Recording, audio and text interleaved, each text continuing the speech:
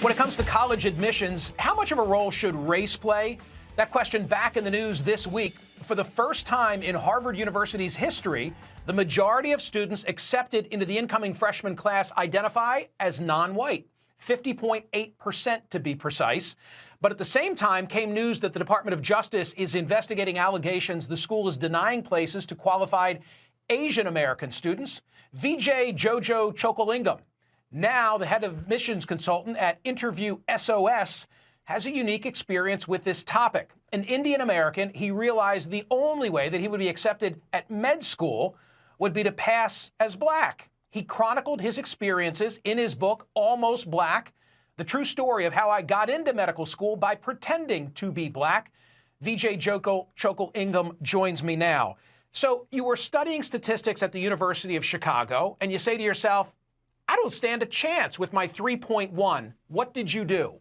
Well, I shaved my head, I trimmed my eyelashes, and I decided to join the organization of black students so I could apply to medical school as a black man. I also used my middle name, Jojo. I subsequently interviewed at medical schools across the country and managed to get waitlisted at Washington University and the University of Pennsylvania, then ranked the second and the third and fourth best medical schools in the country, and got into St. Louis University School of Medicine, despite the fact that my pretty pitiful 3.1 GPA was dramatically lower than their average of 3.7. Now, I wanted to mention a statistic you mentioned earlier in the program, which is that the majority of Harvard is now a minority. And I don't think that's true. I think that's very deceptive, because I think you're forgetting about the Pocahontas factor. And that is that there's a large number of people who are whiter than winter in Alaska who pose as minorities based on flimsy reasons. And as a result, it skews the statistics because they know that it can improve their chances of admission. So self-reporting of statistics that a minority, I don't think that's necessarily the best data to use.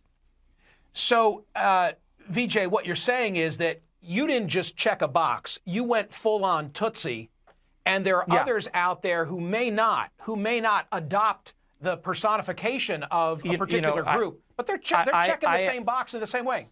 I'm an independent admissions consultant. And I have so many clients who, they have an African-American great-great-grandfather, their great-great-grandmother was Hispanic or something like that. And for very flimsy reasons, they call themselves minority because they know it's going to improve their chances of admissions.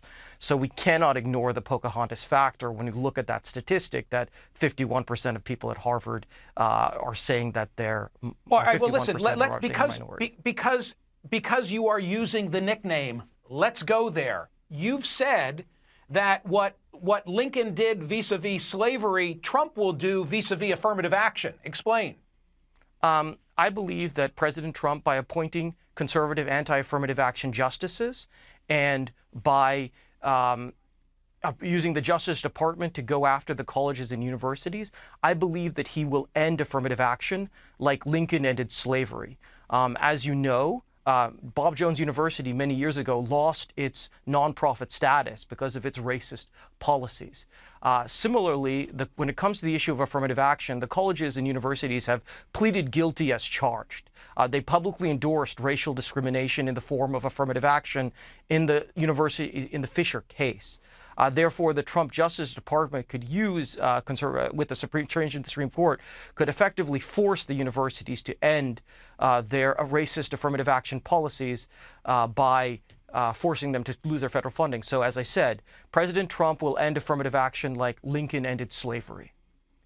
And I want to put on the screen a pie chart that shows the breakdown of this incoming class at Harvard. And I want to ask you a question. 22.2% Asian American.